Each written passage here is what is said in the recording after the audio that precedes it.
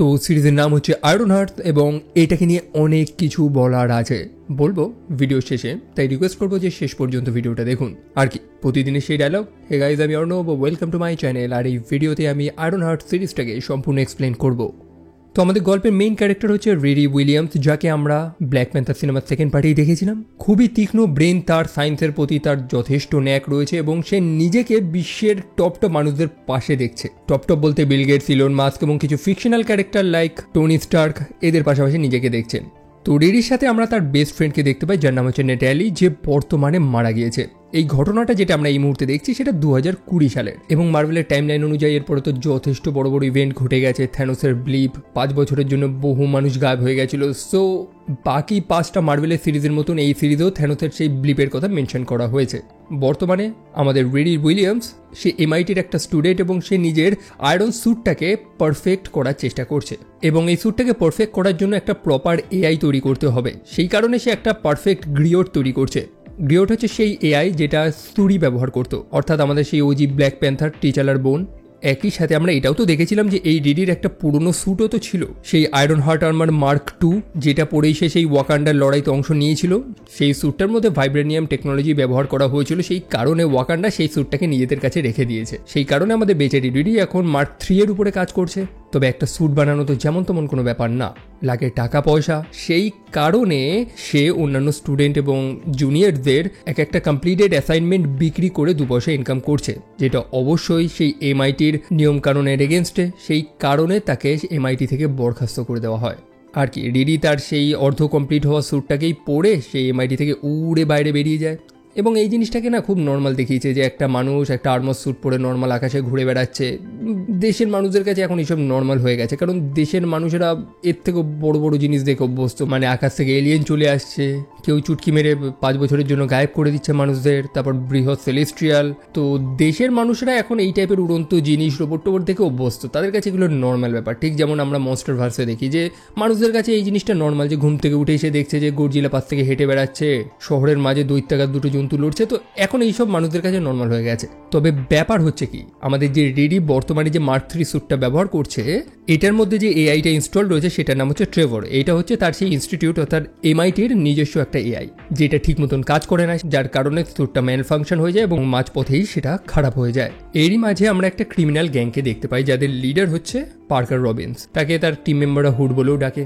তো সেই গ্যাং মেম্বাররা একটা হাইলি সিকিউর জায়গায় গেছে চুরি ছামারি করার জন্য। অন্যদিকে সেই মেম্বারদের মধ্যে একজন রয়েছে যার নাম হচ্ছে স্টুয়ার্ট, যে এক টাইপের হ্যাকার।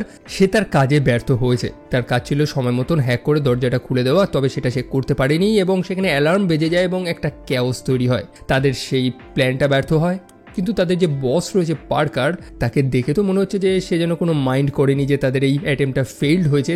তবে সেই পার্কার এবং তার বেস্ট ফ্রেন্ড জন, তারা প্ল্যান করছে যে সেই স্টুয়ার্ট নামক সেই মেম্বারটাকে সরাতে হবে, তার একটা রিপ্লেসমেন্ট খুঁজতে হবে। তবে তার জায়গা কাকে নেবে? আর সেই মুহূর্তে তাদের সামনে দিয়ে রিডি উইলিয়ামস তার সেই আয়রন আর্মার স্যুটটা পরে চলে যায়।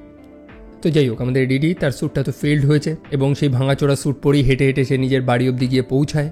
ঘরে রয়েছে রিডির মা রনি এবং তার বন্ধু মেডলিন এবং অন্যান্য কিছু তাদের প্রতিবেশী এবং বন্ধু বান্ধব। এই মেডলিন হচ্ছে একজন সসরেস, জাদু টাদু জানে এবং এর ব্যাপারেও আমরা একটু বাদে জানতে পারবো। যাই হোক, রিডি সেই মুহূর্তে বাড়ি পৌঁছায়। তাকে দেখে তার মা খুবই খুশি। তবে রিডির মুখটা তো বাংলার পাঁচের মতন হয়ে গেছে, কারণ সদ্য তাকে এমআইটি থেকে ছাঁটাই করা হয়েছে। একই সাথে তার যে স্যুট রয়েছে সেটাও ভেঙে চুরে গেছে। মোটমাট রিডির একটাই তো স্বপ্ন যে সে একটা পারফেক্ট আয়রন হার্ট আর্মার বানাবে, একটা স্যুট বানাবে। এখন বেচারি গরিব মানুষ, ট্যাকের জন্যেই তার মনের কষ্টটাও সে কাউকে বলতে পারছে না। এখন মনের কথা শেয়ার করার মতন যদি সেখানে কেউ থাকে, সেটা হচ্ছে জেভিয়ার, অর্থাৎ রিডির যে বেস্ট ফ্রেন্ড ছিল ন্যাটলি, যে মারা গিয়েছে, তার বড় ভাই। রিডি তার সব সত্যি কথাটাই জানায়, যে কথাগুলো সে তার মাকে জানায়নি, যে কারণে তাকে কলেজ থেকে ছাঁটাই করা হয়েছে। জেভিয়ারের সম্ভবত একটা ব্যান্ড রয়েছে, একটু গান টান করে, সে তার গানের একটা কপিও রিডিকে দিয়েছে। তো এখন ব্যাপার হচ্ছে যে রিডির মাথায় একটাই জিনিস, যে সে তার স্যুটটা বানাবে। তবে কিভাবে বানাবে? বানানোর জন্য জিনিসপত্র, লোহালক্কর তো প্রয়োজন। আর সেই খোঁজেই তারা জিমের জাঙ্কিয়ার্ডে গেছে। জিম প্রচণ্ড ভালো মানুষ, হয়তো তার থেকে একটু ধারবাকি চাইলে সে হয়তো কোনো জাঙ্ক কিছু জিনিসপত্র সে রিডিকে দিয়ে দেবে। আর সেই মুহূর্তে জন অর্থাৎ জন কিং সেখানে চলে আসে। জন কিন্তু সেই ক্রিমিনাল গ্যাংয়ের একটা মেম্বার। এবং সে এসে জিমকে টাকা পয়সা দিয়ে দেয় রিডির আগের যা ধার বাকি ছিল, এবং রিডি এখন তার জাঙ্কিয়ার্ড থেকে যে যে জিনিসগুলো নেবে সেগুলোর সব টাকা পয়সা জন তাকে শোধ করে দেয়। এখন রিডি তাকে নাও বলতে পারছে না, কারণ সত্যি এই টাকা পয়সাগুলো তার প্রয়োজন। তবে জন তাকে কেন সাহায্য করছে? জন তাকে অফার দেয় যে তাদের দলে আসার জন্য। রেডি যদি তাদের হয়ে কাজ করে দেয় তাহলে সে প্রচুর টাকা ইনকাম করতে পারবে, ইভেন তার সব স্বপ্নও পূরণ হয়ে যাবে। সে রেডিকে একটা স্থানে আসতে বলেছে দেখা করার জন্য, যেটা হচ্ছে ডেসপারিটো পিজারিয়া, মানে সে পিৎজা শপ। সময় মতন রেডি সেখানে পৌঁছায়, তবে সেই সম্পূর্ণ দোকানটা কিন্তু একদম খালি, কারণ ওইটা জাস্ট লোকদের দেখানোর জন্য। সে ক্রিমিনাল গ্যাং তাদের বেসটা রয়েছে আন্ডারগ্রাউন্ডে, যেখান থেকে তারা সবকিছু অপারেট করে। তো রেডিকে সেখানে যেতে হলে একটা এলিভেটর নিতে হবে, এবং সেই এলিভেটরে ঢুকতে রেডি লক্ষ্য করে যে সেই এলিভেটর খারাপ হয়ে যায়, সেখান থেকে বিষাক্ত গ্যাস লিক করছে। মোটমাট রেডি সেখানে সম্পূর্ণভাবে ফেসে গেছে এবং তাকে বুদ্ধি খাটিয়ে যেভাবে হোক সেখান থেকে বেরোতে হবে। এবং গ্যাং মেম্বাররা সিসিটিভিতে সেটা দেখছে যে রেডি কিভাবে বুদ্ধি খাটিয়ে সেই এলিভেটর থেকে বেরোয়, এবং রেডি সেটাই করে, মানে তার বুদ্ধি খাটায়। বাইরে বেরোনোর পর রিডি তার রাগটা প্রকাশ করে। তবে সেই গ্যাং লিডার অর্থাৎ পার্কার সে জানে যে সে রিডির পরীক্ষা নিচ্ছিল। সে দেখছিল যে সত্যি রিডি অতটা স্মার্ট কিনা যতটা তারা ভাবছে। প্রথমে রিডি না বলছিল যে সে তাদের গ্যাং জয়েন করবে না, কারণ তারা রিডিকে সেই মৃত্যুর মুখে ঠেলে দিয়েছিল। আর দ্বিতীয়ত পার্কার রিডিকে সত্য কথাটাই বলে দিয়েছে যে তারা চুরি ঝামারি ডাকাতি এইসবই করে বেড়ায়। তবে রিডি যদি তাদের হেল্প করে তাহলে রিডি তার নিজের স্বপ্নটা পূরণ করতে পারবে, তার পারফেক্ট একটা আয়রন হার্ট আর্মার সে বানাতে পারবে। আর এই মুহূর্তে রিডির কোন জিনিসটা প্রয়োজন? টাকা, যেটা রিডি ইজিলি পেয়ে যাবে এই গ্যাংয়ে জয়েন করলে। সেই কারণে রিডি গ্যাংটা জয়েন করে নেয়। বাড়ি আসার পর রিডির সাথে তার মায়ের দুটো কথা কাটাকাটি হয়। ব্যাপার হচ্ছে কি যে রিডির পিতা, যার নাম ছিল গ্যারি, সে তার গ্যারেজে ছিল। রিডির বেস্ট ফ্রেন্ড অর্থাৎ নেটালি, সেও সেখানে ছিল। অ্যাকচুয়ালি সে নেটালি তার জাস্ট বেস্ট ফ্রেন্ড না, এক টাইপের ফ্যামিলি মেম্বার হয়ে গেছিল। খুব ভালো সম্পর্ক ছিল তাদের মধ্যে। তবে সেখানে একটা ড্রাইভ বাই শুটিং হয়, মানে এলো পাথারি গোলাগুলি চলে, আর সেই কারণেই তারা সেখানে মারা যায়, অর্থাৎ নেটালি এবং রিডির পিতা। সেই দুর্ঘটনাটা ঘটার পরেই সেই গ্যারেজটা বন্ধ করে দিয়েছিল রিডির মা। তবে রিডি আবার সেই গ্যারেজে গিয়েছিল, যেটা রিডির মা একদমই পছন্দ করেনি। সেটা নিয়েই তার মেয়ের সাথে একটু কথা কাটাকাটি হচ্ছে তার। অন্যদিকে আমরা পার্কারকে দেখতে পাই, সে তার পরবর্তী প্ল্যানটা করছে, অর্থাৎ সে এবং তার গ্যাং আর একটা জায়গায় হামলা চালাবে, এবং এই হাইস্টে কিন্তু রিডির একটা বড় ভূমিকা থাকবে। আমরা পার্কারকে দেখি যে সে এক টাইপের ক্লোক পরে রয়েছে, এক টাইপের রোবের মতো, এবং এইটা কিন্তু কোনো যেমন তেমন ক্লোক না, বরং পার্কার এই জিনিসটার থেকে বেশ কিছু শক্তি পেয়েছে। আমরা পার্কারের পিঠেও দেখেছি অদ্ভুত কিছু স্যাটানিক চিহ্ন, অনেকটা ট্যাটুর মতন হয়ে রয়েছে, যেটারও রহস্য আমরা জানতে পারবো। অন্যদিকে রিডি তার নতুন এআই এর উপর কাজ করছে, এবং সে তার নিজের স্মৃতিটা মানে নিজের মেমোরি ব্যবহার করছে। তো রিডি তো কাজ করতে করতে ঘুমিয়ে পড়েছে, এবং ঘুম থেকে যখন সে ওঠে আচমকা লক্ষ্য করতে পারে যে তার বেস্ট ফ্রেন্ড নেটালি সামনে দাঁড়িয়ে রয়েছে। যদিও সেটা অরিজিনাল নেটালি তো না, বরং তারই একটা প্রজেকশন, একটা হলোগ্রাম, যেটা সেই স্যুটটার থেকে বেরোচ্ছে। এখন রিডি একদম শকড যে সে একটা এআই বানানোর চেষ্টা করছে, তবে নেটালি এখানে আসলো কি করে। এই ব্যাপারটা ডিটেলসে একদমই এক্সপ্লেন করেনি, এবং জিনিসটা নিয়ে ভাবলে একটু স্টুপিড লাগে।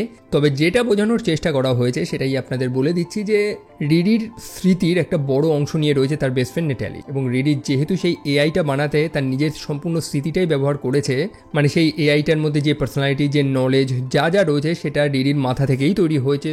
তো অবভিয়াসলি সেই নতুন এআইটা নেটালির মতনই হয়ে গেছে। এখন এই এআইটার যে নাম হচ্ছে নেটালি, এটার আবার একটা ফুল ফর্মও রয়েছে, সেটা হচ্ছে neuro autonomous technical assistant and laboratory intelligence entity. তো যাই হোক, আপনাদের এত জটিল চিন্তা করতে হবে না। তো সেই নেটালি কিন্তু কোনো সাধারণ এআই না, খুব দারুণ চিন্তা করতে পারে, বেশ ভালো মানুষদের মতন হিউম্যান সে ইউজ করছে। তবে রিডি তাকে রাখতে চায় না, সে একটা মিস্টেক। অবশ্যই রিডি তার বেস্ট ফ্রেন্ডকে এরকম একটা এআই রূপে দেখতে চায় না, সেই কারণে সে সেই এআইটাকে মুছে দেওয়ার চেষ্টা করে। কিন্তু নেটালি যে নিজেই একটা এআই, সে আর নিজেকে মুছে না। একটা কনফিউজিং ব্যাপার হয়ে গেছে এখানে। তো যাই হোক, এই হচ্ছে ব্যাপার।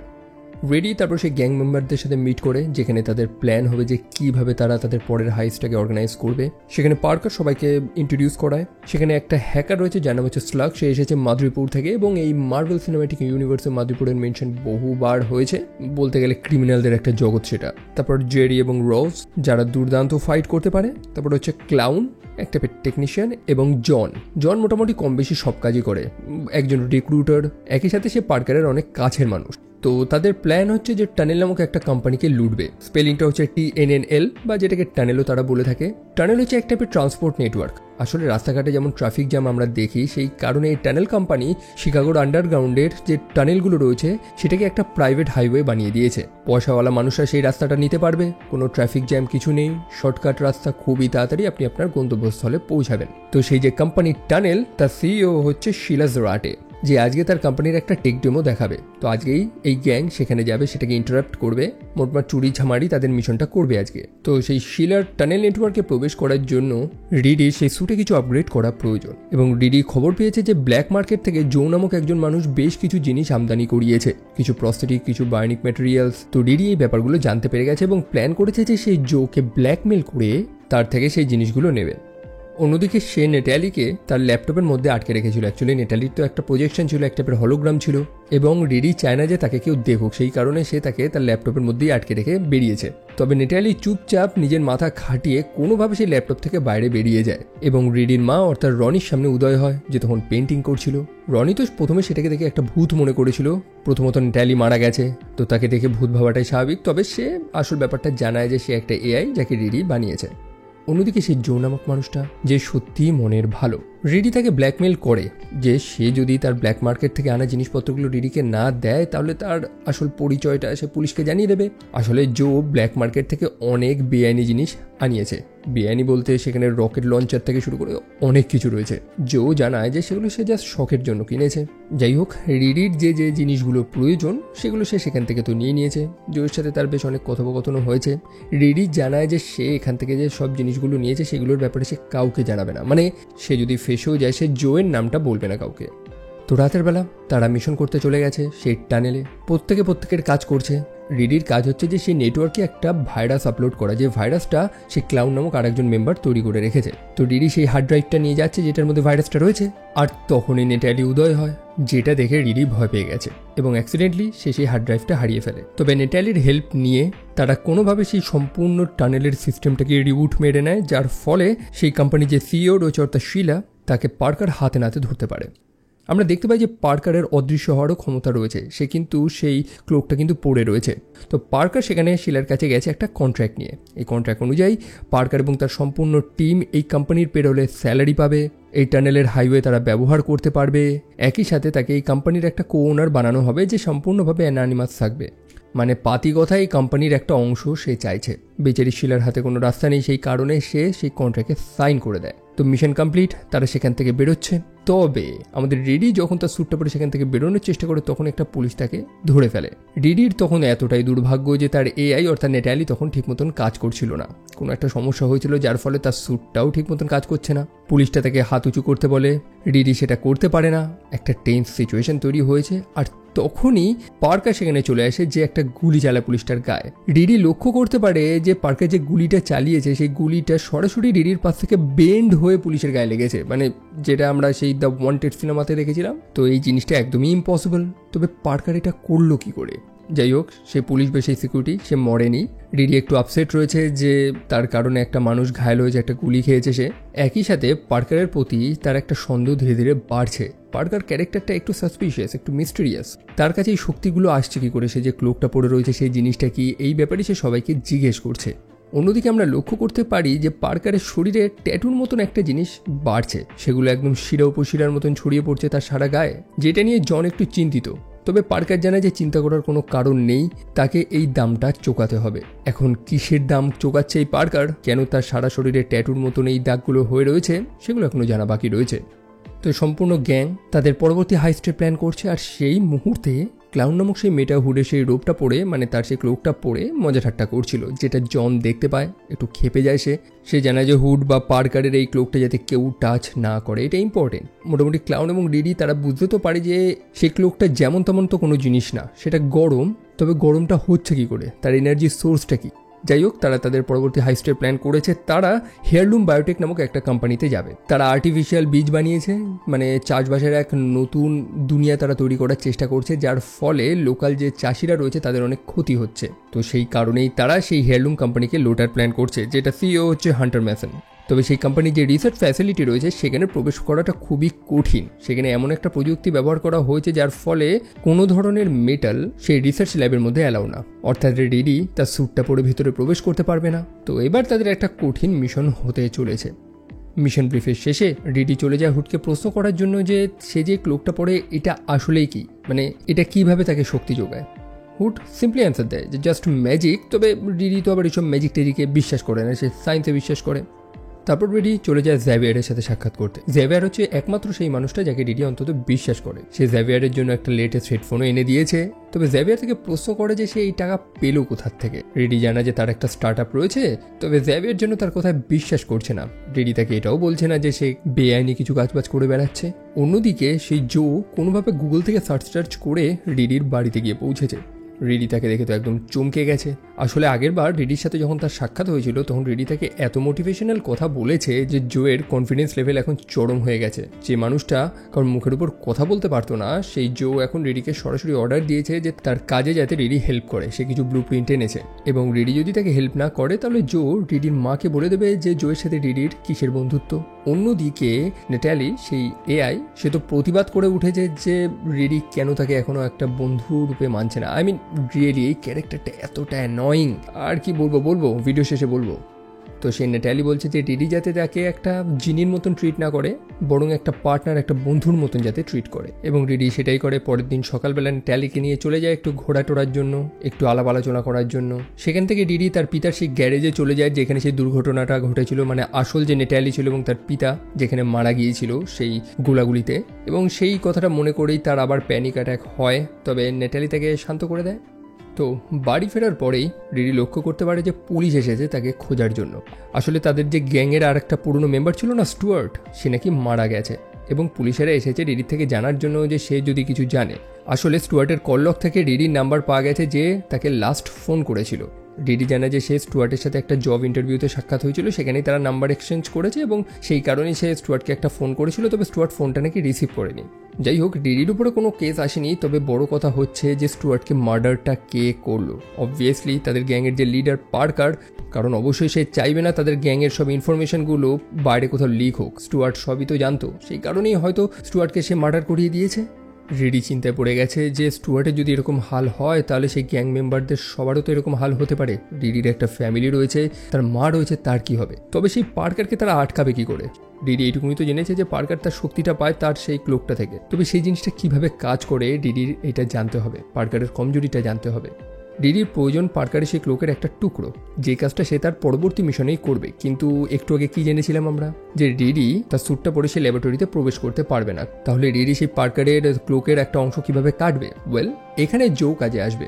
জোর কাছে কিছু বায়োমেশ মেটেরিয়ালস রয়েছে, কিছু বায়োনিক এনহ্যান্সমেন্ট করার সে চেষ্টা করছে, যেটারই ব্লু প্রিন্ট সে রিডির কাছে দিয়ে গেছে। অর্থাৎ সেই আপগ্রেডগুলো মানুষের শরীরের মধ্যে চামড়ার নিচে হবে, যার ফলে সেই ল্যাবরেটরিতে কোনো মেটাল বা কিছু ডিটেক্ট হবে না। তো রিডি জোয়ের কাছে গিয়ে পৌঁছায় তার বানানো সেই বায়োমেশ স্কিনটাকে ধার নেওয়ার জন্য। রিডি জোকে জানায় যে সে যে ধরনের আপগ্রেড চাইছে সেটা সে করে দেবে। রিডি জাস্ট এটা অল্প সময়ের জন্য একটু ধার নিতে চায়। সেই আপগ্রেডের পর সেটা কোনো ধরনের এক্সরে বা মেটাল ডিটেক্টরেও ধরা পড়বে না। তবে জোর মনে তো একটু ভয়, সে বলছে এগুলো ইলিগাল কাজ নয়।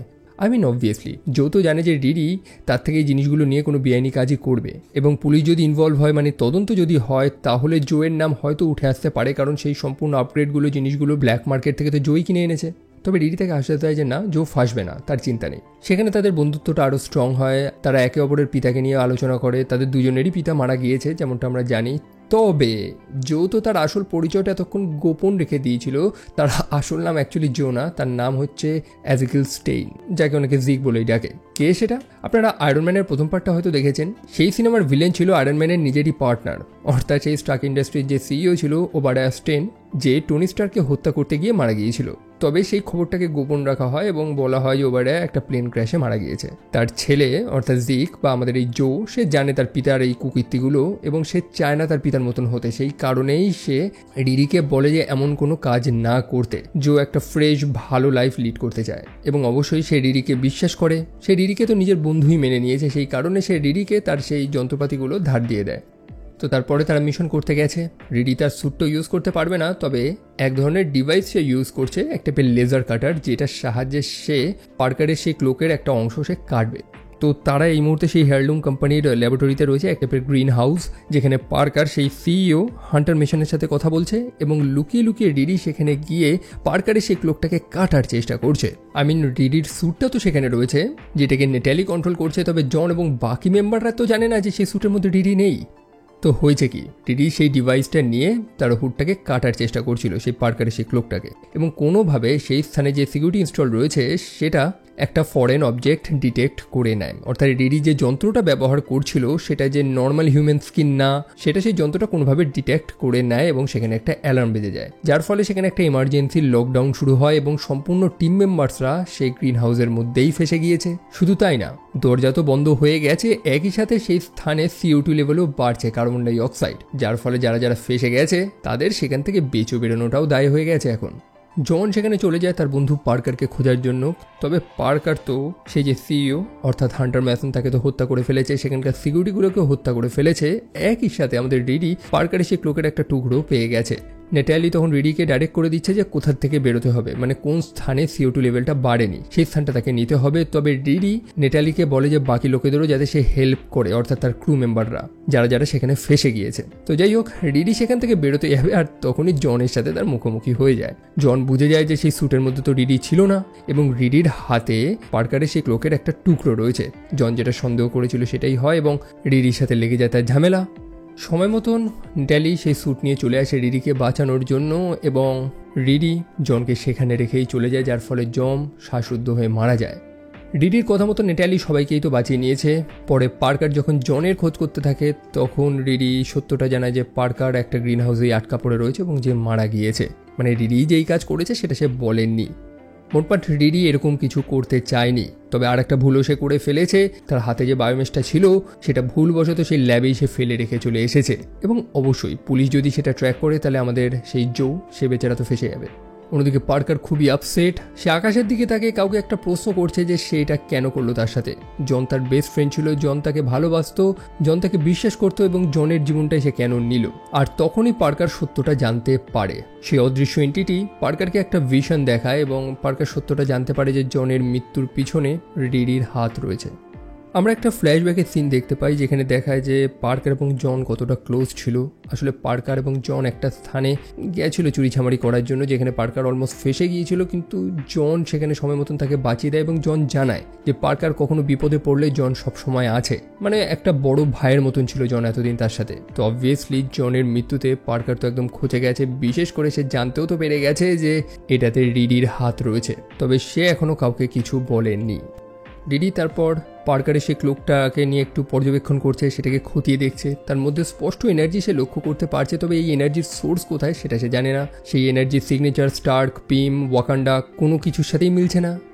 অন্যদিকে রিডি জানতে পারে যে তার বন্ধু তাকে পুলিশ অ্যারেস্ট করে নিয়ে চলে গেছে। আসলে সেই হেয়ারলুম ল্যাবরেটরিতে যে ঘটনাটা ঘটেছে, যেটা পার্কার এবং তার গ্যাংরা করেছিল, সেই কোম্পানির CEO সেও তো মারা গেছে এবং সব দোষ জোয়ের উপর পড়েছে। জোয়ের আসল পরিচয়টাও সবাই জেনে গেছে যে তার আসল নাম হচ্ছে এজিকিল স্টেইন, অর্থাৎ সেই ওবাডিয়া স্টেইনের ছেলে, এবং তাকে তার বাপের সাথে তুলনা করছে যে তার বাপ এত ভালো মানুষ ছিল, টনি স্টার্কের একজন মেন্টর ছিল, তার ছেলেটা দেখো কেমন কুলাঙ্গার হয়েছে। অ্যাকচুয়ালি তার পিতা যে আয়রন ম্যান 1-এর ভিলেন ছিল এটা তো কেউ জানতো না, মানে দর্শকরা ছাড়া। সেই গ্যাং মেম্বাররাও অবাক যে তাদের করা কেলুকীর্তিগুলোর দায় একটা বেচারা মানুষের উপর পড়েছে। যাই হোক, তারা তো বেঁচে গেছে। রিডি এবার প্রচণ্ড চিন্তায় পড়ে গেছে, কারণ তারও মনে সন্দেহ রয়েছে যে হয়তো পার্কার সত্যটা জেনে গেছে। সেই কারণে সে তার বাড়ির বাইরে ক্যামেরা লাগাচ্ছে। এখন সেই পার্কারকে আটকাতে হলে তার সেই শক্তির উৎসটাকে খুঁজতে হবে, এবং পার্কার তো বলেছিল যে এখানে কোনো সায়েন্স নেই, বরং আছে ম্যাজিক। রিডি প্রথমে তো বিশ্বাস করতো না এইসব ম্যাজিক স্যাজিকে, তবে এখন তো তাকে বিশ্বাস করতেই হবে। সেই কারণে অবশেষে সে তার মায়ের থেকে পরামর্শ নেয়। মানে এতদিন ধরে সে তার মায়ের সাথে এই ব্যাপারে কোনো কথাই বলতো না, তবে তার মায়ের এক বন্ধু রয়েছে মেডলিন, সেই সব ম্যাজিক ফিজিকের ব্যাপারে অনেক কিছু জানে। সেই কারণেই পরের দিন সকালবেলা রিডি এবং তার মা সেই মেডলিনের শপে গিয়ে পৌঁছায়। মেডলিনের একটা মেয়েও রয়েছে যার নাম হচ্ছে জেলমা। তো সেই মেডলিন সে কোনো স্টেজ ম্যাজিশিয়ান বা আতিপাতি কোনো মানুষ না, সে একজন সসরেস, এবং সে ট্রেনিং নিয়েছে কামার তাজ থেকে, যেখান থেকে আমাদের ডক্টর স্ট্রেঞ্জ ট্রেনিং নিয়েছিল। যদিও মাঝপথে সে ট্রেনিং ছেড়ে দেয় যখন তার বাচ্চা হয়েছিল, তো হ্যানত্যান, তবে সেই স্থানের বেশ কিছু শিক্ষা ট্রেনিং তার মধ্যে রয়েছে এবং সে জানে যে সব কালা জাদু হ্যানত্যান কীভাবে করতে হয়। এখন রিডির জানতে হবে যে পার্কারের সেই ক্লোকটার শক্তিটা কোথার থেকে পায়, সেই কারণে সেই টুকরোটা সে সেখানে আনে, এবং তারা যখন ম্যাজিক সিজিক করে সেটাকে পরীক্ষা করার চেষ্টা করে তারা বুঝতে পারে যে এই ক্লোকটা এই দুনিয়ারই না, বরং এটা একটা অন্য ডাইমেনশন থেকে এসেছে, মানে একটা ডার্ক ডাইমেনশনে। এখন ডার্ক ডাইমেনশন বলতে ডোরমামু, যার ব্যাপারে তো আমরা জানি সেই ডক্টর স্ট্রেঞ্জ সিনেমার ভিলেন ছিল। তো মেডলিন এইসব ব্যাপারে জানে এবং সে তৎক্ষণাৎ রিডি এবং তার মাকে বলে এই জিনিসটা নিয়ে এখান থেকে চলে যেতে বা এই জিনিসটাকে ফেলে দিতে। মানে এই জিনিসটা একটা ভয়ঙ্কর জিনিস এবং এইটা এখানে থাকার কথা না। সেই কাপড়টার মধ্যে যে শক্তিটা আছে, এই শক্তিটা এক অন্ধকার জগৎ থেকে আসছে, যেটার ব্যাপারে মানুষেরা যত কম জানবে ততই ভালো। একই সাথে এই শক্তিটা জাস্ট মানুষদের উপরে ভর করে না, বরং মানুষদের ম্যানিপুলেট করে, মানুষদের খারাপ কাজ করতে ইনফ্লুয়েন্স করে। যার কারণ এই পার্কার যখন এই ক্লোকটাকে ব্যবহার করছে, তার মাথায় দুনিয়ার খারাপ চিন্তা, খারাপ জিনিসগুলো আসছে। পার্কার যত ভালো মানুষই হোক না কেন, সেই ক্লোক বা সেই অদৃশ্য শক্তি পার্কারকে খারাপ জিনিস করতে বাধ্য করাচ্ছে। যাই হোক, রিডির মা সে তো বুঝে গিয়েছে যে রিডি এক বড় বিপদে ফেসেছে এবং রিডি খুলে কিছু বলছেও না তার মাকে কিছু। এটা নিয়েই মা মেয়ের মধ্যে আবার লেগে গেছে ঝগড়া। আর তখন রিডি সেটাই করে যেটা সে ভালো করে, তার আর্মরটা পরে সেখান থেকে উড়ে বেরিয়ে যায়। অন্যদিকে পার্কার চলে যায় জোয়ের সাথে সাক্ষাৎ করতে সেই জেলখানাতে। পার্কার তাকে ম্যানিপুলেট করে যে জো এই মুহূর্তে যদি সবথেকে ঘৃণা কাউকে করে থাকে সেটা হচ্ছে রিডি, যার কারণেই সে জেলে বন্দি। এবং রিডি তাদের দুজনেরই শত্রু, তো তারা একত্রে রিডির উপরে বদলা নিতে পারে। আর এইভাবেই সে জোকে তার নিজের গ্যাংয়ে নিয়ে নেয়। আর একই সাথে জোর যা যা স্বপ্ন রয়েছে, তার এক্সপেরিমেন্ট করার জন্য যা যা জিনিসপত্র লাগবে, টাকা পয়সা সব কিছুই পার্কার তাকে দেবে। এবং অবভিয়াসলি জো রাজি হয়ে যায় এবং সেদিন রাতের বেলায় তারা জোকে সেই জেল থেকে পালাতে সাহায্য করে। অন্যদিকে রিডি জোয়ের সেই সিক্রেট বাংকারের মধ্যে চলে যায় এবং সেই ক্লোকের যে টুকরোটা রয়েছে, কাপড়ের টুকরোটা, সেটাকে নষ্ট করার চেষ্টা করে। তবে এক্সপ্লোসিভ, আগুন, গলানো কোনোভাবেই সেটাতে কিছু হচ্ছে না। রিডি তো নার্ভাস হয়ে গেছে, সে বুঝে গেছে যে এবার সে শেষ। পার্কার হয়তো এবার তার ফ্যামিলিকেই মেরে ফেলবে। এসব চিন্তা করে তার আবার প্যানিক অ্যাটাক হয় এবং রিডিকে শান্ত করার জন্য তখন নেটালি জেভিয়ারকে নিয়ে চলে আসে, মানে তার স্যুটে বন্দি করে। যেমনটা দেখেছিলাম যে রিডি এবং জেভিয়ার তারা খুব ক্লোজ। রিডি তার মনের কথাটা জেভিয়ারকে শেয়ার করতে পারে, সেই কারণেই জেভিয়ার একমাত্র রিডিকে শান্ত করতে পারবে, যেটা নেটালি জানে। তবে জেভিয়ার যখন সে নেটালিকে দেখতে পায়, যেটিকে হুবহু তার নিজের বোনের মতন দেখতে, সে ক্ষেপে যায় যে তার মৃত বোনকে একটা এআই বানানোর কি প্রয়োজন ছিল। এটা অবশ্যই একটা মৃত মানুষের অসম্মান করা, তাই না? এবং অবশ্যই জেভিয়ার ক্ষেপে যায়, সে একদমই খুশি না এবং রিডিকে বলে যে এটাকে ডিলিট করে দিতে। অন্যদিকে জো তার সম্পূর্ণ বডি আপগ্রেড করিয়েছে, বায়োনিক এনহ্যান্সমেন্ট, যেমনটা সে প্রথম থেকেই চেয়েছিল। মানে তার চামড়ার নিচেই সব আপগ্রেডগুলো হবে। বাইরে থেকে তাকে একটা নর্মাল মানুষ তো মনে হবে, তবে চামড়ার নিচে সে একটা আপগ্রেডেড রোবট, যার কন্ট্রোলটা কিন্তু পার্কারের হাতে আবার। অন্যদিকে পার্কার যে সম্পূর্ণভাবে কোনো একটা শয়তানি শক্তিতে ইনফ্লুয়েন্সড হয়ে রয়েছে, সে তার টিমকে আদেশ দেয় যে এবার তাদের টার্গেট রিডিকে হত্যা করা। রিডি জনকে হত্যা করেছে, সেই কারণে সে চায় যে তার লোকেরা যাতে রিডিকে হত্যা করুক। তারপর আমরা রিডিকে দেখতে পাই জেলমার সাথে আলোচনা করছে সেই ডার্ক ডাইমেনশন নিয়ে। জিলমার সেখানে ক্যাথেলিয়াসের কথা উল্লেখ করে, ডোরমামুর কথা উল্লেখ করে, যাদেরকে আমরা ডক্টর স্ট্রেঞ্জ সিনেমাতে দেখেছিলাম। সেই ক্যাথেলিয়াসের শরীরেও এরকম কিছু পার্পল স্কার, এক টাইপের ট্যাটুর মতন মার্ক হয়ে গেছিল, যেমনটা আমরা পিটারের পিঠে দেখছি এই মুহূর্তে। ক্যাথেলিয়াস অমরত্ব চেয়েছিল এবং তার পরিবর্তে সে ডোরমামুকে পৃথিবীতে আনলিশ করার প্ল্যান করেছিল। বাকি স্টোরি তো আমরা ডক্টর স্ট্রেঞ্জেই দেখেছি। তো জেলমা ভাবছে যে সম্ভবত এই পার্কার সেই ডোরমামুর ইনফ্লুয়েন্সেই রয়েছে।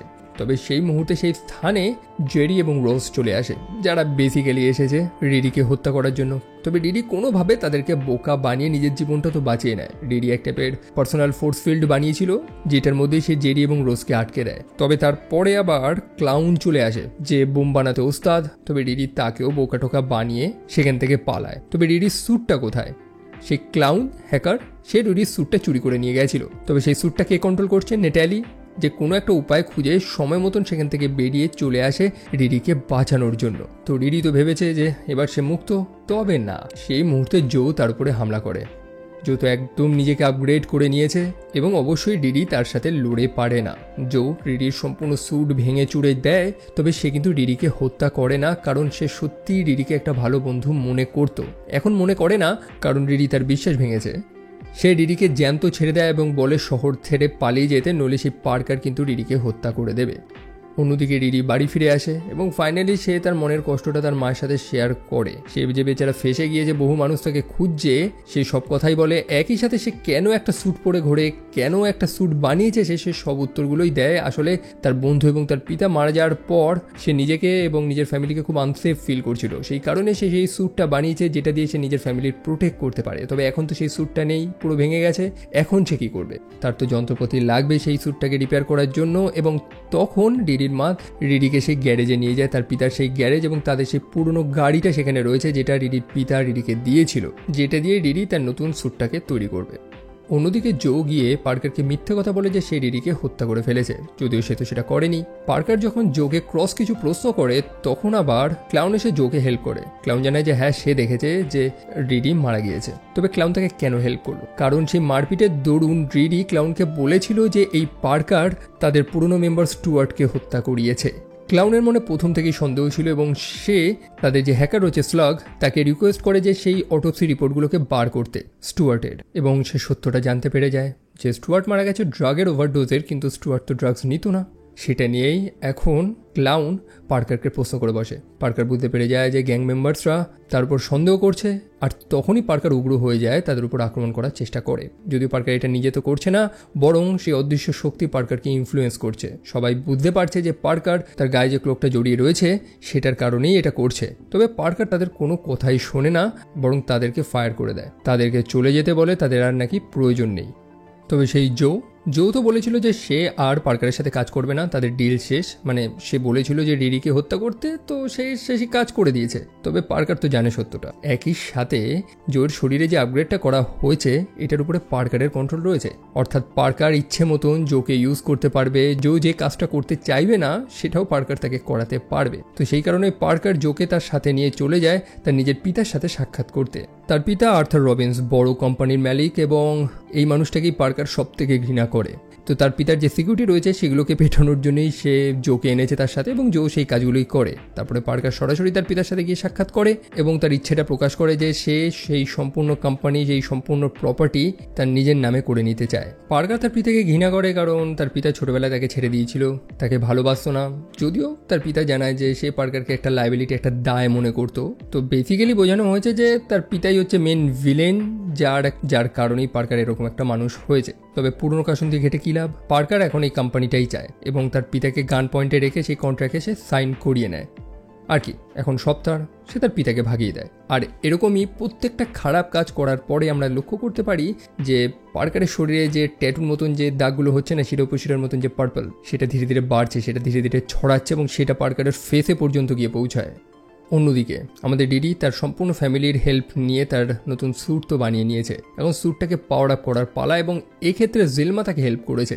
ডিডি তো বুঝতে পেরে গেছে যে পার্কারের মধ্যে ম্যাজিকের শক্তি রয়েছে, ডার্ক ম্যাজিক, এবং এই ডার্ক ম্যাজিককে হারাতে গেলে ডার্ক ম্যাজিকই প্রয়োজন, এবং জেলমা তাকে হেল্প করে। ম্যাজিক এবং প্রযুক্তি মানে সায়েন্সের কম্বিনেশনে তারা সেই স্যুটটাকে বানিয়েছে। তবে হয়েছে কি, সেই ম্যাজিক ব্যবহার করার কারণে তার সেই নতুন স্যুটের যে এআই ছিল, অর্থাৎ আমাদের নেটালি, সে কোনোভাবে ডিলিট হয়ে যায় বা গায়েব হয়ে যায়। অন্যদিকে আমরা একটা ফ্ল্যাশব্যাক দেখতে পাই। এটা সেই সময়ের ঘটনা যখন পার্কার এবং জন পার্কারের পিতার সে ম্যানশনে চুরি করতে গিয়েছিল এবং সেখানে সে ধরা পড়ে গিয়েছিল। তার পালানোর কোনো রাস্তা ছিল না, আর সেই মুহূর্তে আচমকা একটা মানুষ সেখানে চলে আসে যে পার্কারকে সেখান থেকে পালাতে সাহায্য করে। পালাতে না, জাস্ট সে পার্কারকে টেলিপোর্ট করে নিয়ে চলে যায় এক ভিন্ন স্থানে, এক টাইপের পিজারিয়া, মানে যেখানে পিৎজা বিক্রি হয়। এই অভিনেতাটাকে আশা করি আপনারা অনেকেই চেনেন, যার নাম হচ্ছে সাচা ব্যারন কোহেন। অনেকে তো আবার ডিক্টেটর সিনেমাটা দেখে এই মানুষটার ফ্যান হয়ে গেছে। তো যাই হোক, এই মানুষটা পার্কারকে বাঁচায় এবং পার্কার বর্তমানে যে ক্লোকটা ব্যবহার করছে এটা অ্যাকচুয়ালি এই মানুষটারই ছিল। তবে এই মানুষটা আসলে কে? যদিও এই মানুষ না, এর নাম হচ্ছে ম্যাফিস্টো, যে হচ্ছে একটা ডেমন। এখন মোটামুটি এক যুগ ধরে এমসিইউ ফ্যানরা ম্যাফিস্টো করে যাচ্ছে। সো ফাইনালি মার্ভেল অফিসিয়ালি ম্যাফিস্টোকে ইন্ট্রোডিউস করে দিয়েছে।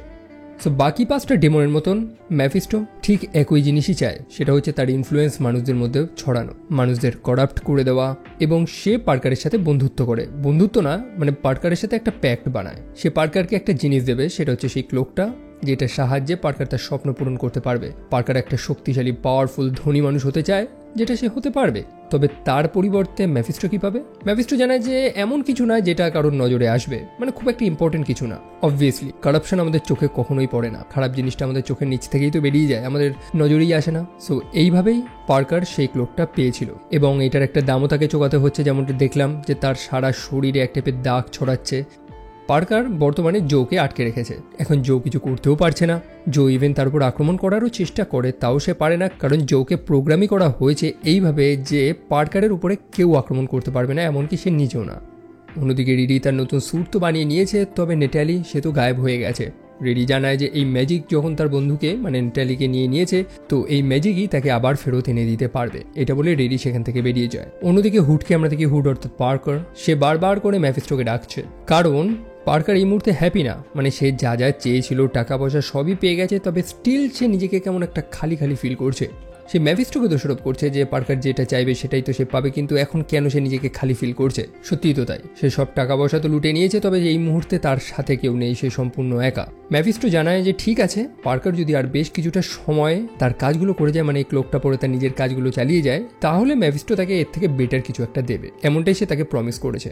অন্যদিকে পার্কারকে আটকানোর জন্য, মানে তার সেই ক্লোকটাকে নেওয়ার জন্য রিডি সেখানে চলে এসেছে, তবে জো তাকে আটকে দেয়। এখন জো তো রিডির সাথে লড়াই করতে চায় না, তবে জোর শরীরটাকে মানে তার সিস্টেমটাকে তো সেইভাবেই প্রোগ্রাম করা হয়েছে, যার কারণে বাধ্য হয়েছে রিডির সাথে লড়ছে। তবে রিডি জোকে আটকানোর একটা উপায় ঠিক খুঁজে বার করে নিয়েছে। জোয়ের শরীরে সে একটা আলাদা ভাইরাস ভরছে, যার কারণে তার সম্পূর্ণ সিস্টেমটা রিসেট হয়ে যাবে এবং জো তার পুনরায় কন্ট্রোলটা পেয়ে যাবে। তবে তাদের দুজনের ভেতরে যে ঝামেলাটা রয়েছে সেটা কিন্তু এখনো মেটেনি, মানে রিডির কারণে জো যে কষ্টটা পেয়েছে সেটা কিন্তু এখনো জো ভোলেনি। তো রিডি তারপর পার্কারের মুখোমুখি হয়। এখন রিডির কাছে ম্যাজিকের শক্তি রয়েছে, তো পার্কারের সেই ডার্টি ট্রিক্সগুলো মানে অদৃশ্য হয়ে যাওয়া এইসব ট্রিক্সগুলো আর কাজে আসে না, কারণ রিডি সেও ম্যাজিক ব্যবহার করছে। তো সেখানে দুর্দান্ত ফাইট হয়। আমরা পার্কারকে দেখতে পাই যে সম্পূর্ণভাবে করাপ্ট হয়ে গেছে, মানে সে যেন আর মানুষ নেই। তবে রিডি তাকে বোকা টাকা বানিয়ে মানে একটা হলোগ্রাম প্রজেক্ট করে, যেটাকে পার্কার আসল মনে করে এবং নিজের চুপচাপ পার্কারের সেই কেপটাকে নিয়ে নেয়। আর ব্যাস, সেই জিনিসটা ছাড়া পার্কার একদম পাওয়ারলেস।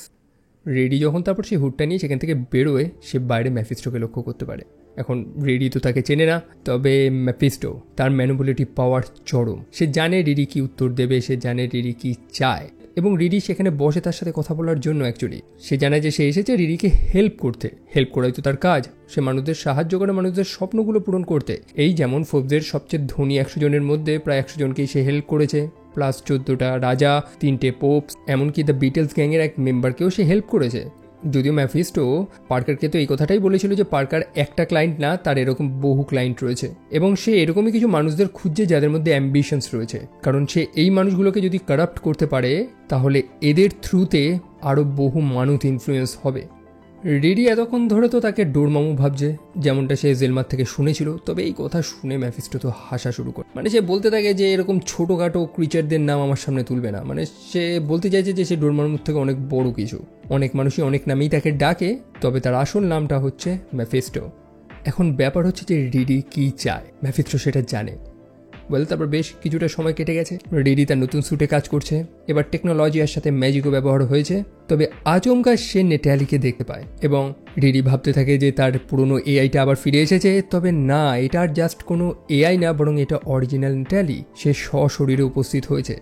সেদিন ম্যাফিস্টোর সাথে রিডির কথা হয়েছিল। রিডি জানায় যে সে যেটা চায় ম্যাফিস্টো সেটা তাকে দিতে পারবে না, যেটা অতীত সেটা আর ফিরে আসবে না। মানে ম্যাফিস্টো জানে যে তার হারানোর বেদনাটা কতটা, এবং হয়তো সে এটা ফিক্স করে দিতে পারে যদি রিডি তাকে হেল্প করে, যদি রিডি তার সাথে হাত মেলায়।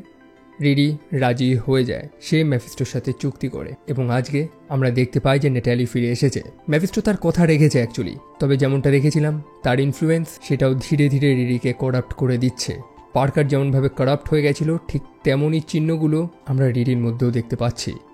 একই সাথে এই ফাইনাল এপিসোডের একটা পোস্ট ক্রেডিট সিন আছে। আমরা দেখতে পাই যে পার্কার চলে যায় জেলমার সাথে সাক্ষাৎ করতে, এবং জেলমা তাদের সেই শপের তলে তলে যে একটা জাদুবিদ্যার কেন্দ্র বানিয়ে রেখেছে সেটা পার্কার জানে, এবং সেখান থেকেই কোনো একটা হেল্প নেওয়ার জন্য পার্কার সেখানে গেছে। এই সিরিজটা এখানেই শেষ হয়। ইয়েস, ফাইনালি সিরিজটা এখানে শেষ হয়। এখন কথা হচ্ছে যে সিরিজটা কেমন লেগেছে। সত্যি বলতে এই সম্পূর্ণ সিরিজটা জাস্ট একটা টর্চার ছিল। আপনি মানব ইতিহাসের অনেক ভয়ঙ্কর ভয়ঙ্কর টর্চার ডিভাইস দেখেছেন, এবং এই সিনেমাটা সেগুলোর মধ্যেই একটা। মানে কোনো মানুষকে বেঁধে রেখে যদি আপনি iron heart, miss Marvel, she Hulk একসাথে দেখিয়ে দিন, সেই মানুষটা তৎক্ষণাৎ সেখানেই মারা যাবে, এবং পোস্টমর্টমে সেই মৃত্যুর কোনো কারণও খুঁজে পাওয়া যাবে না, কারণ যে লেভেলের ক্রিঞ্জ সেখানে রয়েছে সেটা কোনো তদন্তই ধরা পড়বে না। এই সম্পূর্ণ সিরিজটার আয়রন হার্টকে নিয়ে, অর্থাৎ রিডি উইলিয়ামস, এবং তাকে একদমই এই সিরিজে মানায়নি। অবভিয়াসলি তাকে অলরেডি ইন্ট্রোডিউস করে দেওয়া হয়েছিল, তবে বেকার অভিনয়, বেকার ইমোশন ক্রিয়েট করা প্রত্যেকটা জিনিসে এই সিরিজটা ফেল হয়েছে, এবং নো ওয়ান্ডার মার্ভেল এই সিরিজটাকে তেমনভাবে প্রমোটই করেনি, কারণ তারা জানে যে কি ছড়িয়েছে তারা। প্রথমত নেটালি, সে যে কিভাবে একটা এআই হয়ে গেল। আমরা এআই অনেক দেখেছি, জার্ভিস দেখেছি, আল্ট্রন দেখেছি, আল্ট্রনেরও একটা ভালো হিস্ট্রি দেখিয়েছে, তো সেখানে কিছু ভ্যালিড ফ্যাক্ট আছে। তবে সেখানে নেটালি যে লিটারালি গসিপ করে বেড়াচ্ছে, আমি জানি না যে এই জিনিসগুলোকে না টলারেট করার মতন ছিল না। যতবার নেটালি এবং ডিডিকে একসাথে স্ক্রিনে দেখিয়েছে ততবার দর্শকদের উপরে ক্রিঞ্জ দিয়ে অ্যাটাক করা হয়েছে। মার্ভেলের এতগুলো বড় বড় চরিত্র রয়েছে, আমি জানি না এই চরিত্রটাকে আপনি অন্যান্য সাইড ক্যারেক্টার হিসেবেও তুলতে পারতেন বা অন্যান্য সিনেমাগুলোতেও একসাথে ইন্ট্রোডিউস করে দেওয়া যেত।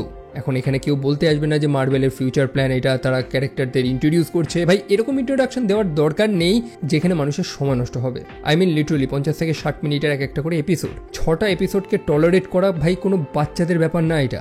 এবং সত্যি হুডের এই যে গ্যাংটাকে বানিয়েছে, এরা মানুষ তো না, যেন একটা ট্রান্সফরমার। আমি লিটারালি মনে হচ্ছে যেন কার্টুন দেখছি, কারণ কার্টুনে এরকম ক্যারেক্টারগুলো বানায়। এই সম্পূর্ণ সিরিজের ভালো যদি দুটো জিনিস আমি বলতে পারি, সেটা হচ্ছে এক মেফিস্টো এবং আর একটা হচ্ছে পার্কার, মানে এই গল্পের যে মেন ভিলেন। সত্যি বলতে এই ছেলেটা দুর্দান্ত অভিনয় করেছে, তার ডায়লগ ডেলিভারি, অভিনয় সব কিছু পারফেক্ট ছিল। আদারওয়াইজ এই সিরিজটাকে পাতে দেওয়ার মতন না, যেটা আমি মনে করি। যদিও এটা আমার পার্সোনাল ওপিনিয়ন, আপনার তো ভালো লাগতেই পারে। মোটামুটি একটা দুটো সিনেমা দেখার পরেই অনেকে বলে যে MCU is back, MCU back করে গেছে, কিন্তু এরকম বাজে ইমপ্রেশন মানুষদের মধ্যে ছেড়ে দেওয়ার পর আমি জানি না কি করে বলে যে এমসিইউ ইজ ব্যাক। ওয়েল, আমি বলছি না যে আমার কথা বিশ্বাস করুন, আপনারা চাইলে নিজেরা দেখতে পারেন, হয়তো ভালো লেগেই যেতে পারে। তবে কারোর সাথে আপনার যদি কোনো পার্সোনাল শত্রুতা থাকে তো সেই মানুষটাকে এই সিরিজটা অবশ্যই রেকমেন্ড করবেন। যাই হোক, অনেক বলে ফেলেছি। চাইলে আপনিও দেখতে পারেন, হাতে অনেক সময় থাকলে বা নেশাবান করে থাকলে দেখতেই পারেন। তো ভিডিও আমি আপাতত এইটুকুনি রাখছি। আমার সোশ্যাল লিঙ্কসগুলো ডিসক্রিপশনে রয়েছে, আমাকে ফলো করতে একদমই ভুলবেন না, যেখানে ভিডিওগুলো পোস্ট করি। এবং দেখা হচ্ছে আপনাদের সাথে পরের আর একটা ভিডিওতে। টিল দেন ভালো থাকবেন, সাবধানে থাকবেন এবং এই টাইপের ক্রিঞ্জি সিরিজগুলো থেকে তো দূরেই থাকবেন। তো টেক কেয়ার অ্যান্ড বাই।